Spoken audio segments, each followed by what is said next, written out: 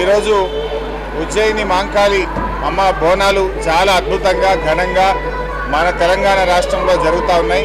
మరి ఆ అమ్మ దయతో ఈ సంవత్సరం మంచి వర్షాలు కూడా పడుతూ ఉన్నాయి. ఇప్పటికే రాష్ట్రంలో మంచి నీళ్లు మరి వరద ప్రవాహంతో రాష్ట్రంలోని ప్రాజెక్టులన్నీ కూడా నిండుతూ ఉన్నాయి.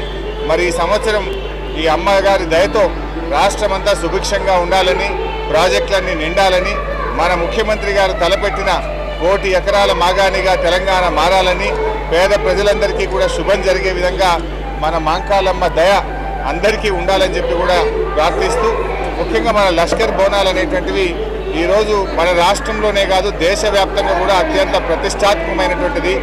మన సంస్కృతి సాంప్రదాయాలకు మన తెలంగాణ ప్రాంతానికి ఒక చిహ్నం లష్కర్ బోనాలు.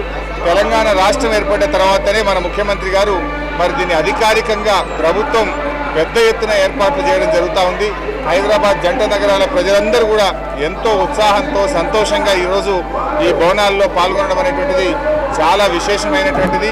మరి హైదరాబాద్ గొప్పతనమే అది.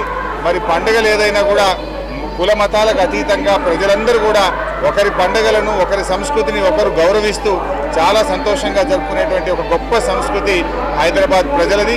మరి ఈసారి గౌరవ మంత్రులు మరి శ్రీనివాస్ యాదవ్ గారు, పద్మారావు గారు దగ్గర ఉండి ఈ ఉత్సవాలను చాలా ఘనంగా గొప్పగా వారు నిర్వహించినందుకు వారికి హృదయపూర్వకంగా శుభాకాంక్షలు, అభినందనలు కూడా తెలియజేస్తూ మరొక్కసారి హైదరాబాద్ జంట నగరాల ప్రజలందరికీ కూడా ఉజ్జయిని మాంకాళి బోనాల సందర్భంగా శుభాకాంక్షలు తెలియజేస్తూ నమస్కారం.